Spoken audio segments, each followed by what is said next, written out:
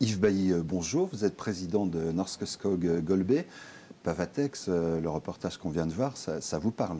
Ah ben un petit peu, oui. Alors, dites-nous en deux, trois mots. Bon, en deux, trois mots, je pense qu'on est, bon, sans vouloir exagérer, mais je pense qu'on est un peu à l'origine de l'avenue de Pavatex. Vous êtes à l'origine de leur oui. venue, on va dire. Ah oui, c'est vrai qu'on a eu une rencontre il y a quelques mois, maintenant quelques années, en Suisse, où nous avions sollicité plusieurs entreprises et fait le choix de Pavatex, entre autres, puisque nous avions l'ambition de construire ce que Pavatex a construit.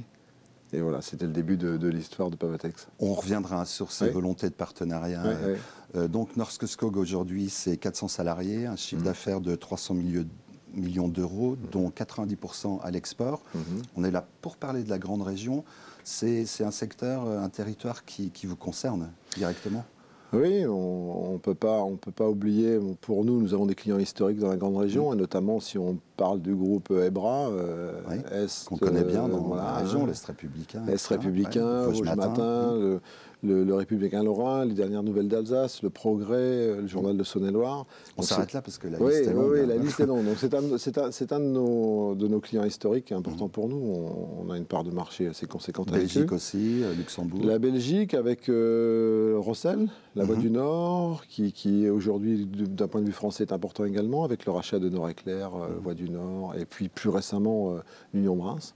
Donc c'est important. Et puis alors, si après on continue à progresser sur l'Allemagne, l'Allemagne, naturellement, c'est notre plus grand territoire de jeu, si je peux dire ainsi. Alors justement, il y a 21 ans, puisque l'entreprise a 21 ans, j'imagine que ce positionnement au cœur de l'Europe, on dit ici, a dicté votre choix, non? Oui, c'est vrai qu'on aime toujours plaisanter à dire mais Épinal et Golbey sont au cœur de l'Europe.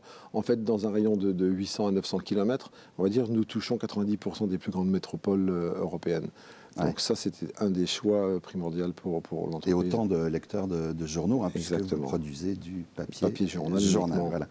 Alors, vous êtes devenu business unit il y a quelques années. Ça vous laisse une plus large autonomie. Quelles sont aujourd'hui les priorités de l'entreprise? Les priorités, elles sont alignées avec notre stratégie. Notre stratégie, je vais faire simple, si on part d'une vision, je dis toujours au sein de l'entreprise, le monde du papier est en grande difficulté, mais si demain, il ne restait plus qu'une seule papeterie, il faudrait que ça soit la nôtre. Donc déjà sur cette base, ensuite naturellement ce qui compte énormément sont augmenter nos revenus, ce sont la sécurité et la santé de notre personnel, une légère diversification, on y reviendra peut-être un petit peu plus tard, et donc de là se déclinent des objectifs et d'une stratégie pour atteindre ces objectifs. Avec toujours la volonté d'investir, on ne va pas rester là-dessus, mais il y a des projets en cours. Alors, vous développez aussi des partenariats, ça c'est une des constantes dans le cadre d'une diversification, on vient d'en parler. Je parle de la Green Valley, d'éco-construction, Pavatex quelque part aussi, et puis même le bois santé, etc. Pourquoi ? Encore une fois, notre industrie souffre, donc on a essayé de séparer vraiment en deux notre cœur de métier, ne pas se tromper, puisque les 300 millions d'euros de chiffre d'affaires pour l'instant viennent de notre cœur de métier, c'est-à-dire la fabrication de ce papier journal. Et ensuite, essayer de faire une diversification, j'appellerais non stratégique, mais d'une part, utiliser tout au long de notre chaîne de valeur ce que nous savons bien faire, donc en l'occurrence, mobilisation de matériaux, papier récupéré, bois, de l'énergie, et voir comment nous pouvions partager ceci avec d'autres. Et en fait, être plus compétitif pour Norske Skog et être plus compétitif pour ceux qui faire des économies d'échelle. Exactement, ça, hein. Exactement.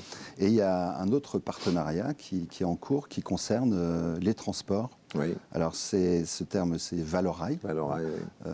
Vous nous en dites un peu plus là-dessus? On est aussi dans l'innovation. Oui, la genèse de ce projet, en fait, c'était essayer de développer le multimodal que nous avions déjà, avec la route et le rail.